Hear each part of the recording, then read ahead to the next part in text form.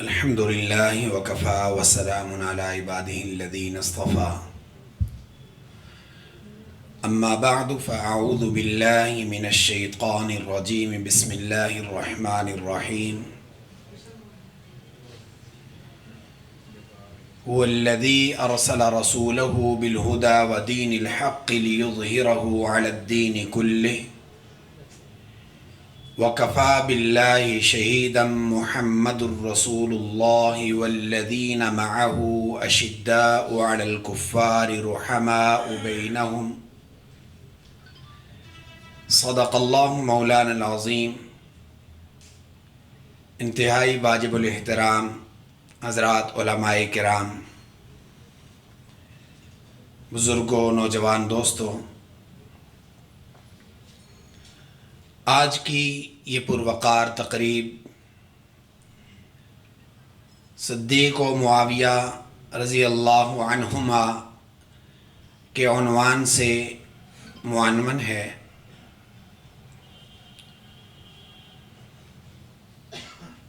اللہ تبارک و تعالیٰ نے مجھے اور آپ کو اس بات کی توفیق مرحمت فرمائی کہ ہم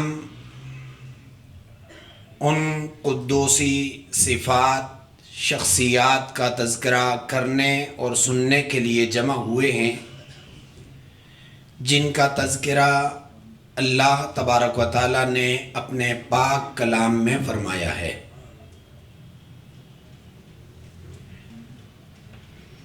اور ان شخصیات کو خراج تحسین پیش کرنے کے لیے جمع ہوئے ہیں جنہیں اللہ تبارک و تعالیٰ نے اپنے پاک کلام میں ان کے تذکرے کو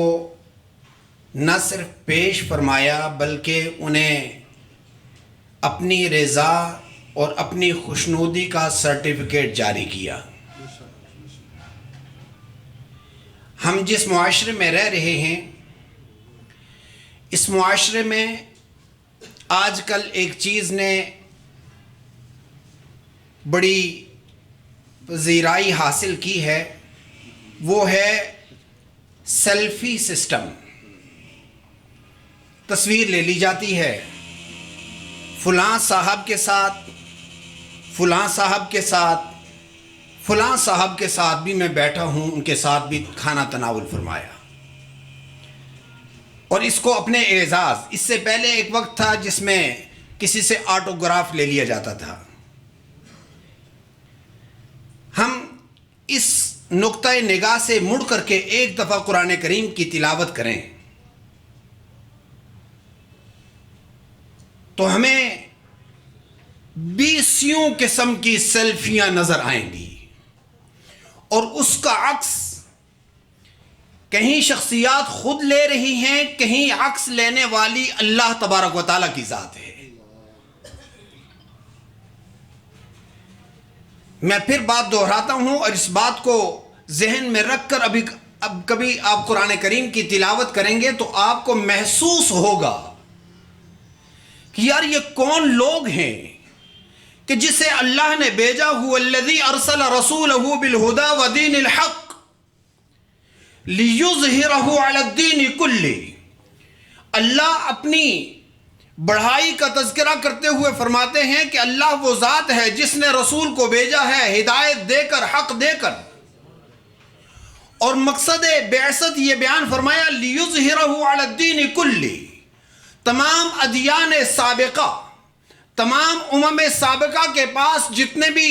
دساتیر، جتنے بھی ان کے پاس زندگی گزارنے کے اسلوب تھے، سب کو ختم کر کے اس کے اوپر ایک اسلوب بھیجا جس کا نام دین اسلام ہے، دین حق ہے۔ فرمایا لیظہرہ علی الدین کلہ، تمام اسالیب پر غلبہ پانے کے لیے یہ اسلوب آیا ہے۔ پھر آگے وہی جو بات میں نے ابھی تذکرہ کی ہے، اس کو مڑ کر کے دیکھیں گے، آپ قرآن کریم کی لذت اور چاشنی محسوس کریں گے کہ ہم اپنے کتبے میں، ہم اپنے البم میں، ہم اپنی فریم میں، ہم اپنے جو ہم اپنے لیے ایک البم تیار کرتے ہیں، اس میں بڑوں کی تصویریں لگاتے ہیں۔ میری دادا ابا کے ساتھ بھی تصویر ہے، میرے پردادا کے ساتھ بھی تصویر ہے، ہم اپنے بڑوں کی تصویریں دیکھتے ہیں۔ ایک دفعہ مڑ کر قرآن کریم کا اس زاویے سے آپ تلاوت کریں گے، محمد الرسول اللہ والذین معہ،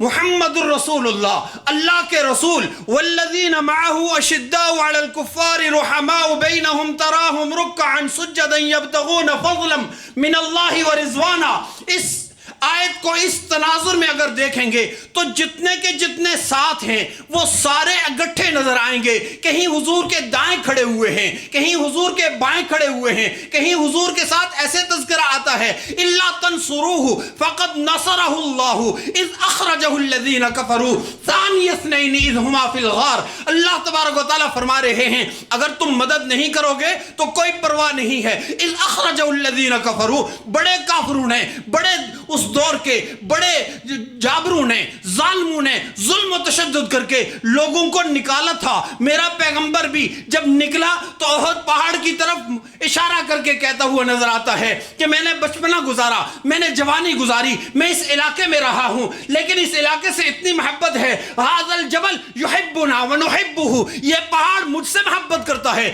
ہم اس سے محبت کرتے ہیں۔ ہاں جہاں بچپنا گزرتا ہے، جہاں لڑکپن گزرتا ہے، جہاں جوانی گزرتی ہے، وہاں تو قدرتی الفت ہو جاتی ہے۔ پیغمبر کبھی بھی مکہ چھوڑ کر نہیں جا رہے تھے، ظالموں نے، جابروں نے، اس وقت کے حاکموں نے آپ کو مجبور کیا ہے، آپ نکلے۔ فرمایا اذ اخرجہ الذین کفروا ثانی اثنین اذ ہما فی الغار، ان دونوں میں سے ایک، وہ ایسی سیلفی ہے، وہ ایسی عکس ہے، وہ ایسی تصویر ہے جہاں اور کوئی بھی انسانیت میں سے کوئی بھی موجود نہیں ہے، جہاں صرف پیغمبر اکرم ہیں، ساتھ سیدنا صدیق اکبر ہیں۔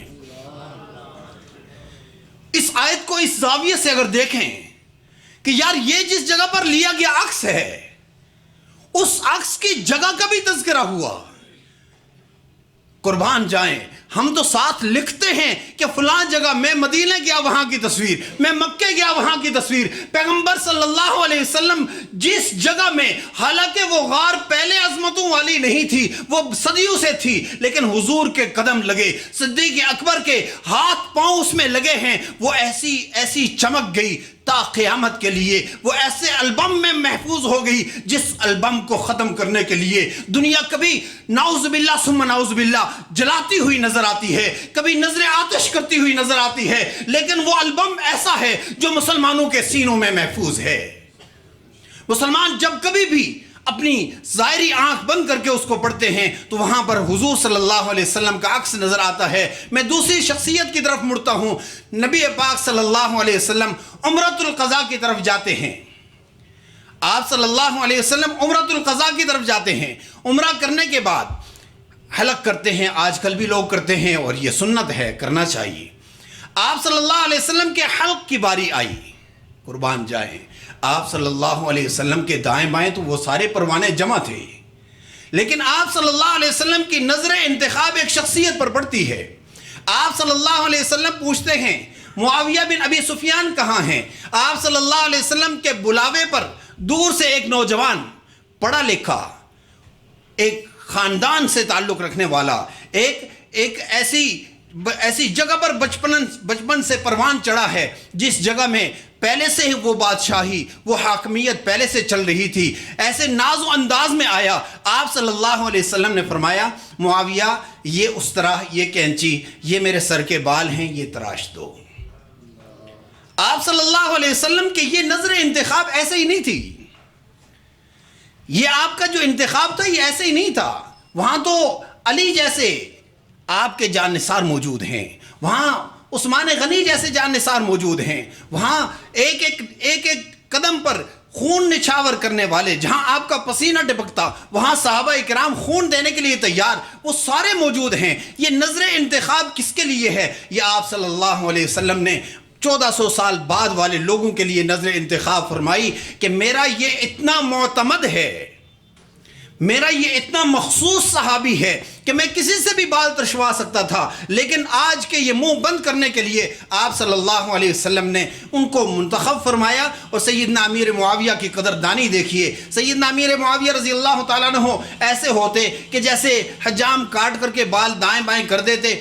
ایسا نہیں کیا، بلکہ ایک ایک بال کو محفوظ کر رہے ہیں۔ صحابہ بھی دیکھ رہے ہیں کوئی گرے، کوئی دائیں بائیں جائے، آپ کے بالوں اور آپ کے ناخنوں کو تراش کرنے کے بعد محفوظ رکھا۔ اور جوان تھے، بچپن تھا، چھوڑ دیتے، کس نے پوچھنا تھا، لیکن قدردانی کی انتہا ہے کہ وہ محفوظ ہیں۔ وہ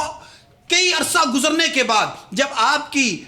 عمر کے آخری حصہ آیا تو ایک پوٹڑی کھولی گئی، ایک گٹھڑی کھولی گئی، اور اس گٹھڑی کے اندر ایک تحریر موجود تھی، جس تحریر میں یہ لکھا ہوا تھا کہ جب کبھی بھی میری موت ہو جائے تو یہ ناخن اور یہ بال میرے منہ میں، میری آنکھوں میں، میرے کانوں میں ڈال دینا۔ جب میرا رب مجھ سے پوچھے گا معاویہ کیا لائے ہو، تو میں کہوں گا کہ تیرے رب کے، تیرے محبوب کے بال اور ناخن لے کر آیا ہوں۔ یہ کیفیت صرف وہی جان سکتے ہیں جو درد دل رکھنے والے ہیں۔ یہ حضور صلی اللہ علیہ وسلم کے ایسے معتمد، کہ نہ صرف حضور کے معتمد، کہ آپ صلی اللہ علیہ وسلم کے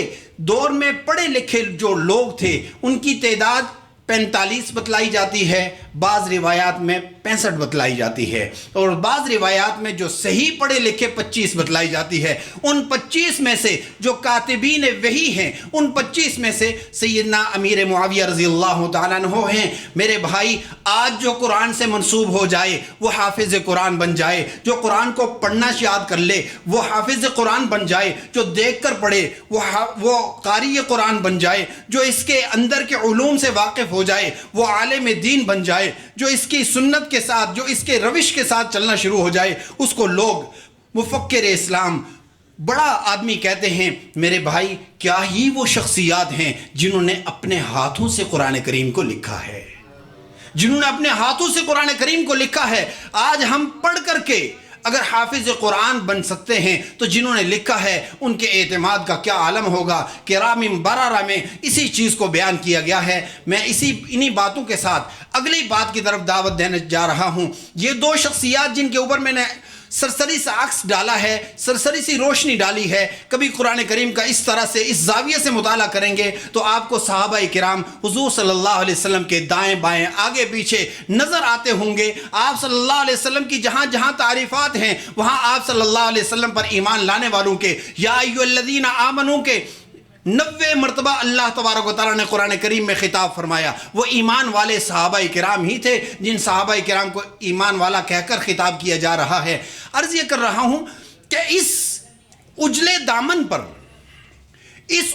دامن پر زمانہ جاہلیت سے،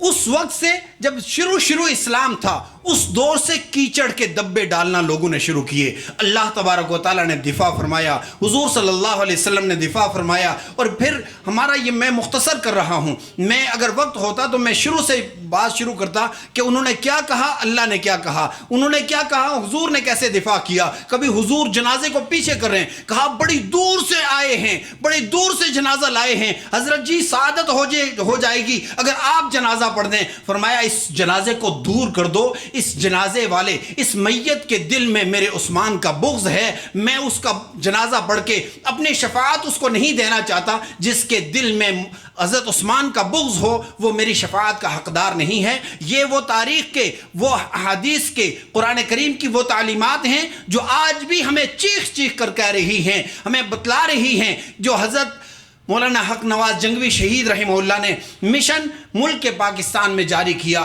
آج الحمدللہ ثم الحمدللہ، الحمدللہ ثم الحمدللہ، اس ایک مرد قلندر کی آواز سے پہلے کی جو کیفیات ہیں آپ حضرات جو بڑے ہیں وہ جانتے ہیں، اور جو نوجوان ہیں وہ بھی تاریخ میں دیکھ لیں گے۔ ایک وقت تھا کہ جب فروعی اختلافات پر مناظرے ہوا کرتے تھے، لمبے چوڑے مناظرے، یہ نور ہے، یہ بشر ہے۔ کبھی کہا جاتا تھا کہ یہ حدیث ہے، یہ اہل حدیث ہے، یہ اہل سنت ہے، اس پر مناظرے ہوا کرتے تھے۔ کبھی نور بشر پر، کبھی حاضر ناظر پر، یہ اس طرح کے معاملات چل رہے تھے۔ اس مرد قلندر نے اس وقت میں دیکھا کہ ہمیں آپس کے فروعی اختلافات میں الجھا کر کے دشمن صحابہ کرام پر کیچڑ اچھال رہا ہے، تو اس نے وہ ساری چیزیں پیچھے چھوڑ کر کے بریلویوں کو بھی، دیوبندیوں کو بھی، اہل حدیث کو بھی، اور اس وقت کے جتنے بھی مکاتب فکر تھے ان سب کو ایک پلیٹ فارم پر جمع کیا کہ یہ ہماری متاع نہیں ہے، ہماری متاع عزیز، ہمارے ایمان کی متاع، اس پر ڈاکہ ڈالا جا رہا ہے، اس کا دفاع کرو۔ اس مرد کلندر کی وہ اس وقت کی ایک چھوٹی سی مسجد کی آواز تھی، ایک چھوٹے سے محلے سے اٹھنے والی آواز تھی، لیکن اس طرح پر اخلاص وہ آواز تھی کہ جس کی جڑیں تو وہاں پر ہیں لیکن اس کی شاخیں پورے عالم میں پھیل چکی ہیں، اور اسی شاخ میں لگنے والے ایک پھول کی ایک تھوڑی سی خوشبو نکلی ہے، سارا عالم خوش ہو گیا ہے، سارا عالم معطر ہو گیا ہے۔ قومی اسمبلی سے وہی آواز جو حق نواز جنگوی نے اس حق نواز محلے سے اٹھائی تھی وہ قومی اسمبلی سے ظاہر ہوئی ہے، اور ایسے ظاہر ہوئی ہے کہ سارے مسلمان جو خوشبو سونگھنے والے تھے، جن کے اندر خوشبو سونگھنے کی صلاحیت موجود ہے، وہ ان کی بات نہیں کر رہا کہ جن کو گند سے پیار ہے، جن کو گند سے پیار ہے وہ کبھی بھی وہ عطر والی دکان پر جا کر شاید بے ہوش ہو جائیں۔ جن بنگیوں کا تذکرہ ہو رہا ہے اس کو اس گند سے پیار ہے، اور جو ایمان والے ہیں وہ اس عطر سے اور اس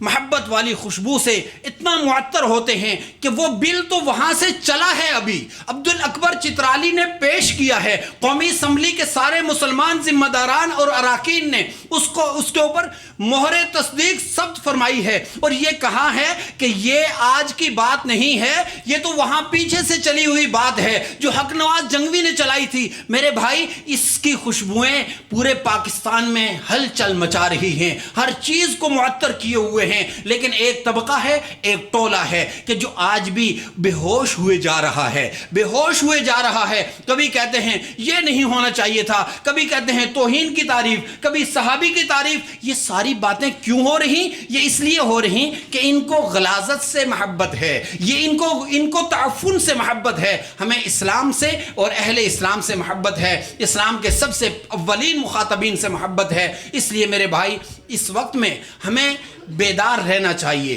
اور مسلمانوں کو بالخصوص جو آپ لوگ مغز